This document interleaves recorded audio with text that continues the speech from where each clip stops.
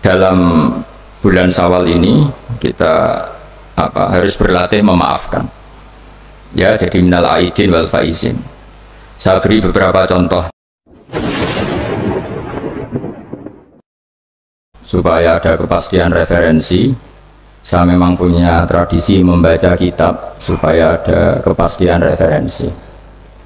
Saya akan baca dua kitab, yaitu Ar-Risalah Al-Qusairiyah, kitab pegangan Mbah Maimun dalam berthariqah. Di situ diceritakan, saya baca aja ya supaya jelas, untuk membantu teman-teman yang masih mungkin punya kitab ini. Dan di halaman 27262 di sini diceritakan percontohan hidup berdampingan ya dengan agama lain. Sami itu ba'dal ulama yaqul, ada seorang ulama bercerita, Istadofa majusyun Ibrahim al-Khalil. Ada orang majusi karena kelaparan. Dulu itu kan padang Sahara, dulu tidak ada warung, tidak ada hotel, tidak ada restoran. Jadi kalau orang kelaparan mau tidak mau itu harus bertamu ke orang lain supaya dikasih makan. Terus faqala, kata Nabi Ibrahim, bisyarti antus lima, dengan syarat Anda harus Islam. Kemudian orang majusi ini putus asa karena dia tidak mau Islam, terus pulang.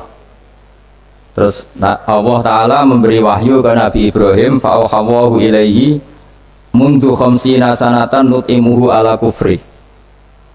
Kata Allah, orang itu sudah menjadi majusi 50 tahun dan selama ini tak kasih makan. Kamu dimintai makan sehari saja kok minta dengan syarat apa? Islam. Akhirnya Nabi Ibrahim mengejar orang majusi itu dan kemudian dikasih makan. Jadi cerita-cerita seperti ini juga ada dalam khazanah kita, sehingga membentuk perilaku para kiai Indonesia itu toleransinya luar biasa. Juga zaman kita kecil sampai sekarang sering banyak kiai cerita, dan itu memang nyata, betapa Nabi itu juga memaafkan kesalahan seorang daksur ya, dalam yang cerita yang terkenal itu. Ketika Nabi sendiri, ada orang bawa pedang terus tanya, ya Muhammad, sekarang siapa yang bisa menghalangi engkau dari saya? Orang ini bawa pedang. Karena Nabi seorang Nabi yang sangat dekat Allah, Nabi matur Allah gitu. Kemudian orang itu gemetar, pedangnya jatuh, terus dipegang Nabi, sekarang kamu yang bisa menghalangi siapa? Dia bilang la ahada, tak seorang pun. Singkat cerita, kemudian Nabi memaafkan orang itu. Jadi cerita-cerita itulah yang menjadikan kita bisa hidup berbangsa dan bernegara. Jadi memaafkan itu kata kunci dalam bersosialisasi, baik dengan keluarga, dengan tetangga, dengan semua warga Indonesia. Kedua, saya baca kitab Asy-Syifa. Asy-Syifa ini kitab tentang kelebihan-kelebihan Rasulullah SAW. Di antara pokok dari sifat dasar Nabi itu adalah pemaaf. Suatu saat Nabi ngalamin luka, dan luka itu disebabkan oleh musuh-musuhnya. Kemudian ada di antara yang memberi saran ke Nabi, lau da'au ta'alaihim, mbok jenengan maksudno mereka, karena mereka sudah melukai engkau, terus sudah biadab sama engkau. Tapi Nabi menjawab, ini di halaman 73 dalam kitab Hukukul Mustafa karangannya Qodiyat, judulnya itu Asy-Syifa. Ini lam upas la'anan, saya ini tidak ditugaskan Allah untuk menjadi tukang laknat, untuk menjadi orang yang sukanya menghabisi yang lain. Walakinni bu'istu da'iyan warahmatan, tapi saya diutus untuk berdakwah yang baik, warahmatan, dan menjadi rahmat. Terus Allahumma hdi qaumi fa innahum la ya'lamun, ya Allah beri hidayat kaum saya, karena perilakunya demikian itu disebabkan karena ketidaktahuan. Jadi ini pelajaran bagi kita bahwa perilaku sosial yang kurang baik dari tetangga itu jangan-jangan kita tidak cukup memberi mereka edukasi atau pengetahuan atau sosial. Jadi saya tidak akan banyak matur di sini karena memang waktu saya juga tidak banyak. Tapi saya mau matur dulu itu saya cerita ke ibu-ibu ini, yang ibu Dulu itu ulama itu hubungannya hanya dengan Allah, tidak pakai ilmu sosial. Ini penting. Ilmu sosial itu bisa jengkelkan. Misalnya kalau saya baik sama tetangga, tetangga saya tidak baik itu bisa jengkel. Atau baik sama istri ternyata malah ngelama bisa jengkel. Baik sama tamu ternyata malah tamunya kurang sopan atau mengganggu itu bisa jengkel. Sehingga dulu Nabi itu kalau menyuruh kebaikan itu mangkana yu'minu billahi wal yaumil akhir falyukrim dhaifahu falyukrim jarahu. Jadi kebaikan kepada orang lain itu atas namakan Allah. Sehingga kalau kita jengkel itu mudah memaafkan. Saya punya banyak cerita di Ihya juga di beberapa kitab. Itu ada seorang ulama dipanggil tetangganya, Pak Yai silahkan datang ke rumah saya. Si Kiai tadi datang. Setelah datang ke rumah pemuda itu, pemuda tadi dengan biadabnya bilang, Pak Yai saya tidak butuh kamu, silahkan pulang. Pulang. Dan Kiainya tetap senyum. Setelah itu, setelah sampai rumah dipanggil lagi, Pak Yai datang lagi ke rumah saya. Kiainya datang sampai 3 kali. Dan Kiainya sama sekali tidak menunjukkan wajah kecewa. Senangnya bukan main. Terus pemuda tadi tanya, kenapa engkau tidak benci, kenapa engkau tidak tersinggung? Kiainya tertawa-tawa. Nak, saya datang ke kamu itu bukan karena apa-apa. Memang Allah menyuruh saya ini memuliakan tangga. Sehingga ketika tetangga memanggil ya saya datang. Itu perintahnya Allah. Jadi saya tidak ada urusannya dengan kamu. Nah itu pentingnya pertaruhan. Apa-apa itu atas nama Allah. Itu tidak mudah kecewa. Tapi kalau atas nama manusia itu kalau dia jengkelin kita akan balas jengkelin. Tapi kalau atas nama Allah itu legowo. Ini yang dibutuhkan dalam berbangsa dan bernegara. Jadi, misalnya hubungan kita dengan negara, kalau memberi itu ibadah dan keren, heroik. Tapi kalau mendapat itu, kalau kita tidak berhak itu ada hisabnya. Misalnya kita digaji karena pekerjaan tertentu, tapi bawaannya di kantor baca koran, guyon, terus main WA terus misalnya. Itu antara gaji dan pekerjaan itu malah masalah. Tapi kalau kita memberi, itu pasti dapat pahala. Bayangkan kalau negara ini hubungan masyarakat dengan negara itu memberi, kayak kita zaman belum merdeka. Tentara-tentara itu dibantu orang-orang kampung, dulu itu hanya dengan ketela, dengan makanan-makanan kampung, tapi hubungannya itu memberi. Barokahnya itu bisa merdeka. Tapi kalau hubungannya mendapat itu orang itu nggak akan puas. Begitu juga kiai dengan masyarakat, masyarakat dengan kiai itu kalau hubungannya memberi itu insya Allah akan semuanya baik-baik saja. Tapi kalau hubungannya ingin mendapat ini masalah. Jadi sebetulnya menata bangsa ini juga menata peradaban manapun itu dimulai dari mental memberi. Yunfikun itu memberi. Memaafkan juga sama. Kalau kita nurutin jengkel itu gampang jengkel, tapi mulailah dari mental memberi maaf. Makanya Rasulullah itu ketika ada sahabat marah sama pembantunya, kata Nabi, marahnya Allah itu lebih dahsyat ketimbang marah kamu pada pembantu. Terus sahabat tadi tanya, lalu supaya Allah tidak marah ke saya gimana? Terus Nabi jawab, Allah takhdab, kamu sendiri jangan mudah marah.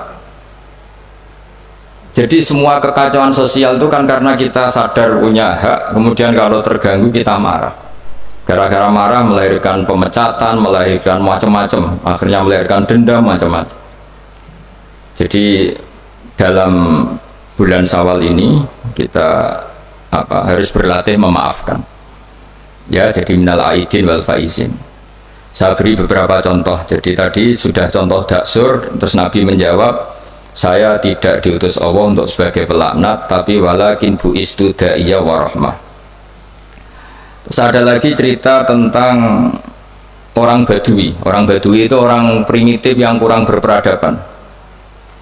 Itu datang ke Nabi kemudian memaki-maki Nabi, Muhammad engkau jadi pemimpin harus yang adil, nggak boleh tidak adil. Terus Nabi itu dengan senyum bilang, fama ya'dilu idzalam adil, lalu yang adil siapa kalau saya sendiri tidak adil? Padahal Nabi ketika dilihat tidak adil itu punya ilmu yang luar biasa. Tak beri gambaran begini, mungkin orang Indonesia tidak siap, tapi harus siap, dilatih supaya siap, apalagi ibu-ibu kayaknya agak siap. Nabi itu kalau ada orang sering memberi itu malah setelah Nabi kuat, zaman dulu kuat itu artinya memenangkan istilahnya pergulatan antara hak dan batil. Nabi setelah ngalami Fatu Mekah itu ya mapan. Itu yang biasa berderma, biasa ngasih itu nggak dikasih. Tapi yang orang-orang barusan masuk Islam, barusan jadi orang baik itu dikasih banyak. Nah, tentu ini dipandang banyak orang itu tidak fair. Tidak fair itu, oh yang dulu berjuang mati-matian nggak dikasih, yang tidak berjuang kok apa? Dikasih. Itu dianggap nggak adil oleh pikiran ini. Tapi cara berpikir nubuah tidak seperti itu. Cara berpikir nubuah itu orang yang biasa ngasih negara, misalnya berjuang kemerdekaan atau berjuang membebaskan Indonesia dari penjajah, itu mentalnya memberi ke negara. Ya itu sama Nabi malah, ya sudah, mental memberi itu mental terbaik, nggak boleh diturunkan jadi mental mendapat. Itu cara berpikir Nabi. Kan nggak lucu kan, orang dulu biasa memberi, lalu pas tua, pas mau mati mentalnya ingin mendapat. Kalau ndak geremeng, ini dari mantan heroik jadi mantan heroik, terus sekarang mentalnya jadi sa'il, peminta-minta, itu kan tidak keren, turun derajat. Tapi kalau orang kan nggak terima, wong dulu zaman miskin sama saya, setelah kaya kok lupa saya. Sebetulnya ketika miskin kamu bantu temen, ketika kaya biar saja dia nggak bantu kamu, biar kamu ketemu Allah itu keren. Statusnya hanya membantu, bukan dibantu. Tapi ini insya Allah kayaknya banyak yang nggak siap. Jadi kalau kamu punya teman miskin, kok teman kamu jadi pejabat atau jadi orang kaya, biarin aja. Biar kamu tetap keren. Itu dulu tak bantu, sampai sekarang pun tetap tak bantu. Sekarang dia kaya, tidak minta bantuan saya, tapi saya tetap keren. Status membantu masih melekat. Tapi setelah kamu batalkan sendiri status Anda karena kamu minta-minta, kalau tidak geremeng, maka dari status membantu menjadi peminta. Itu nubuah ya namanya. Jadi nubuah itu pikiran yang super. Dan itu harus ditanamkan di hubungan kita dengan negara, dengan orang tua, dengan tetangga. Kalau bisa mental kita itu al-yadul ulya khairum minal yadis sufla, mentalnya memberi. Karena mentalnya memberi itu nggak gampang kecewa. Tapi kalau mentalnya tamak, didatangi bupati kok nggak ninggalin papa, didatangi gubernur pikirannya gitu, didatangi teman kaya begitu, ditandangin apa saja itu kecewa gara-gara punya keinginan yang macam-macam. Tapi kalau mental kita memberi, tersiksa kita kalau tidak bisa memberi ke negara, memberi apa saja, memberi ke negara ya ikut jaga stabilitas nasional, memberi ke tetangga paling tidak kalau tidak bisa bantu ya tidak ganggu, ya sudah seperti itu. Jadi memaafkan itu juga dimulai dari ilmu. Misalnya kita memaafkan teman padahal kita jengkel sekali, dan memaafkan itu ada pahalanya di sisi Allah. Susahnya apa? Kadang kita berpikir nggak, wah kalau tak maafin dia nanti kumoluhur, nanti sombong. Hubungan hidup kita ini dengan Allah, bukan dengan makhluk. Sama hubungan hidup kita ini dengan Allah, bukan dengan makhluk. Ya kayak tadi kiai tadi, nak saya datang ke kamu karena perintah Allah, tidak ada hubungannya dengan kamu. Kok kamu jengkelin kayak apa, saya tetap akan datang. Nah sama, kita baik sama anak juga perintah Allah, baik sama istri perintah Allah, baik sama tetangga perintah Allah. Sehingga nggak perlu dia dinegosiasi atau dipakai berbanding lurus dengan perilaku manusia. Kalau pakai itu Anda gampang kecewa. Kalau istri sedang ngambek, kamu ikut ngambek. Kalau tetangga sedang tidak baik, kita ikut tidak baik. Bisa kacau bangsa ini. Makanya diantaranya sifat dasar orang baik itu orang yang wadra'una bil hasanati sayyi'ah, orang yang selalu menanggapi keburukan itu dengan kebaikan. Ini cerita-cerita tentang kebaikan orang-orang dulu. Ketika akhirnya Rasulullah SAW memenangkan kota Mekah dan kota Mekah dikuasai, itu orang-orang yang dulu merangi Nabi, ingin bunuh Nabi, semuanya tuh takutnya minta ampun karena takut dibalas. Tapi kemudian Nabi ngendikan, ini halaman 75, ma taquluna inni fa'ilun bikum, apa pendapat Anda kira-kira apa yang saya lakukan terhadap kalian, karena kalian ini musuhi kita, ingin bunuh kita, dan dulu sangat biadab sekali. Ini pertanyaan Nabi ke orang-orang Quraisy, orang-orang Mekah. Itu jawabannya orang-orang Quraisy, orang Mekah itu, qalu khairan akhun karim wa ibnu akhin karim.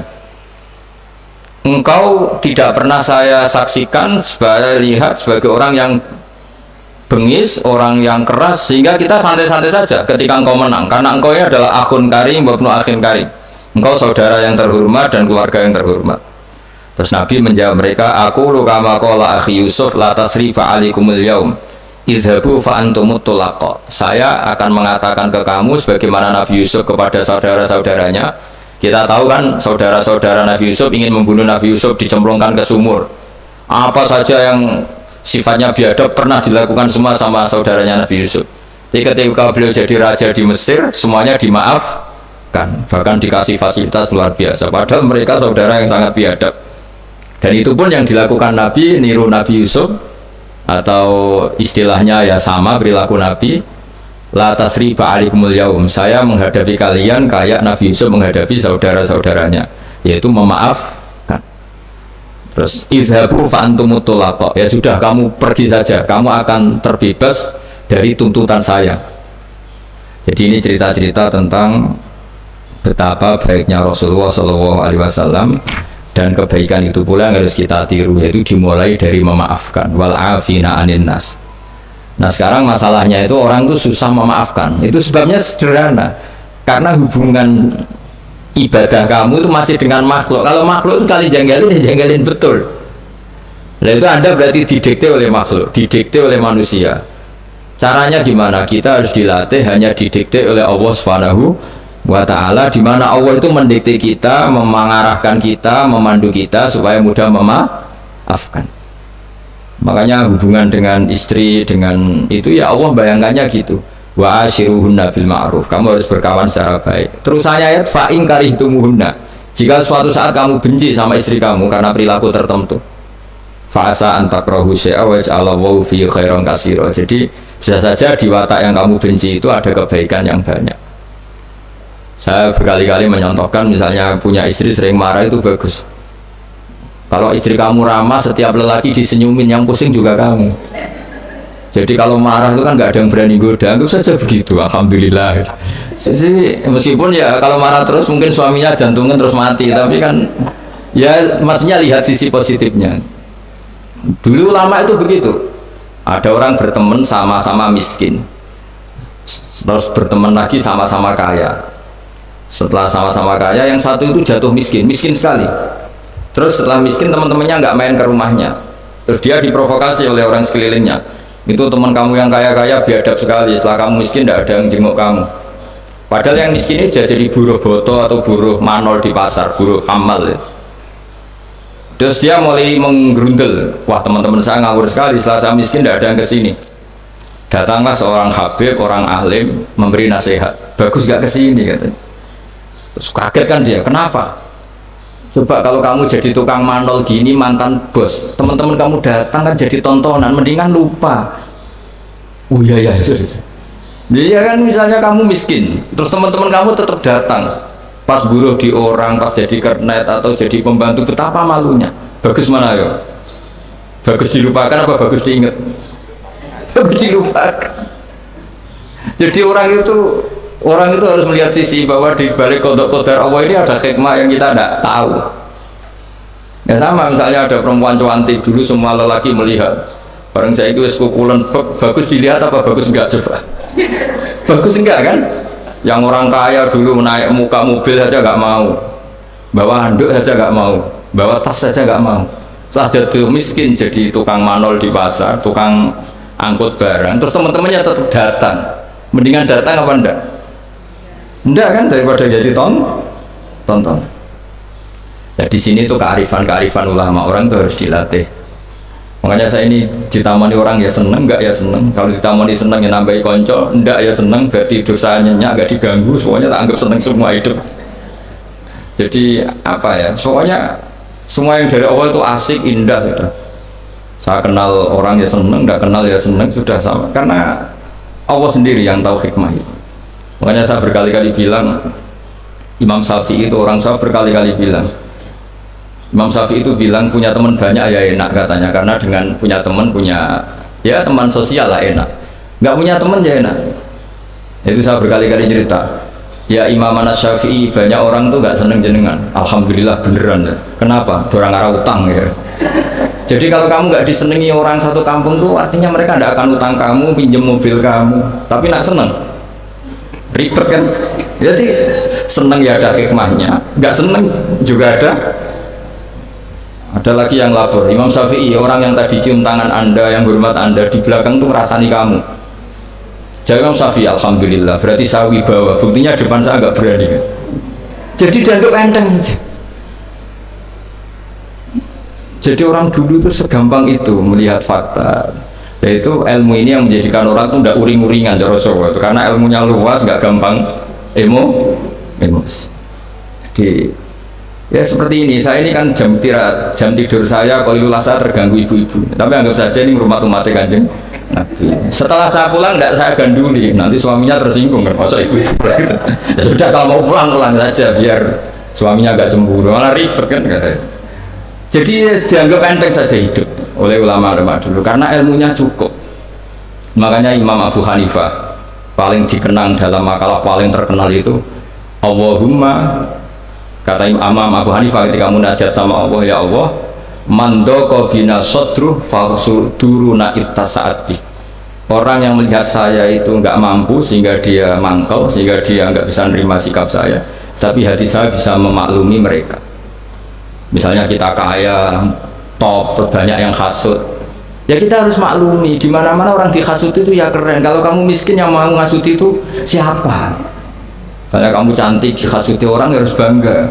Kalau kamu jelek kukulan yang mau ngasuti itu siapa? Harus dimaklumi. Harus dimaklumi. Ya biasa aja. Ya kan? Misalnya suami jenengan kok sering melihat orang tadi harus dimaklumi. Memang suami saya normal gitu. Karena suami sampai untuk seneng wong wireng, kukulan, keriting, welek. Ki bojoku iki waras ora kan mestinya.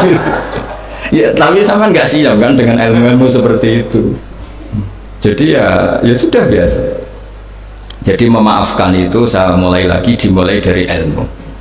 Ilmu bahwa hidup kita ini hubungannya hanya dengan Allah Subhanahu wa Ta'ala. Dan Allah pula yang menyuruh kita mudah memaafkan.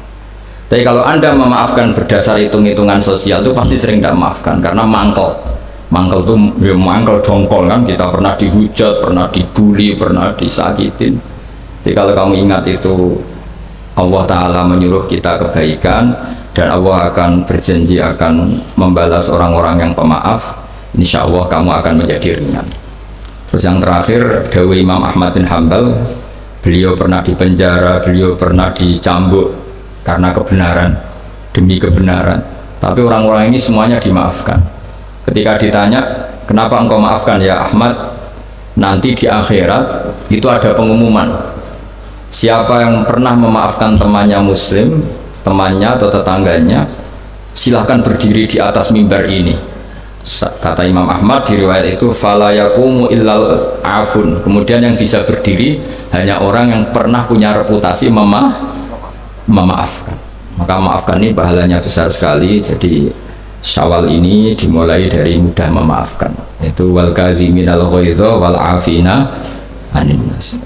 Matur nuwun semuanya, dan saya tidak bisa matur banyak karena saya juga sibuk, karena ya ngajar sama belajar saya itu, supaya yang ganggu juga desanya tidak banyak-banyak. jadi ya sama-sama enak gitu loh. Kalau suami jenengan nunggu juga nunggunya nggak lama-lama, jadi entah masih ditunggu tanda ya tidak tahu saya, tapi kan khusnudan lah, masih banyak yang nunggu gitu, masih keluarga maksudnya banyak yang nunggu. Jadi saya mohon latihlah hidup secara ikhlas. Ikhlas itu apa-apa demi Allah Subhanahu wa Ta'ala. Makanya itu bedanya Islam dengan yang lain. Maksudnya orang-orang ateis atau orang-orang yang tidak beragama itu hukum sosial kan segala-galanya. Bedanya yang beragama sama yang tidak beragama. Tapi kalau orang beragama itu pikirannya Allah, jadi tentang berbaik sama tetangga saja, karena mangkana yu'minu billah wal yaumil akhir. Sehingga buat tetangga itu tidak balas baik, kita inginnya juga tetap baik karena berdasar perintahnya Allah. Mbok anak sampean beweling tetap ingin baik karena itu perintah Allah. Tapi kalau sampean berdasar manusia, lapo tak sangoni nakal, lapo tak api wong apik mbek aku, nanti kacau, bangsa ini bisa kacau karena semuanya didikte sesama makhluk. Makanya Islam itu mengajarkan apa? Kebaikan sosial pun karena berdasar perintahnya Allah Subhanahu wa Ta'ala. Ya, saya kira demikian. Wassalamualaikum warahmatullahi wabarakatuh. Bismillahirrahmanirrahim. Nahmaduka ya ghafur ya syakur wa salli wa sallim ala sayyidina maulana Muhammad sallallahu alaihi wasallam asma'in. Allahumma ya waj'alna mutawadina fika mutahabina fika ya Allah, waj'alna mimma yansuru dinakal qawim. Allahumma ja'alna aminin mutmainin alladzina la khaufun alaihim wa lam yahzanun warzuqna sidatal qawli wal fi'al warzuqna ri'ayata wa hifzi. Allahumma ya Allah ir'abang ya Allah ra'iyata Indonesia wa mahfadhum wa ra'ahum bi aini radik.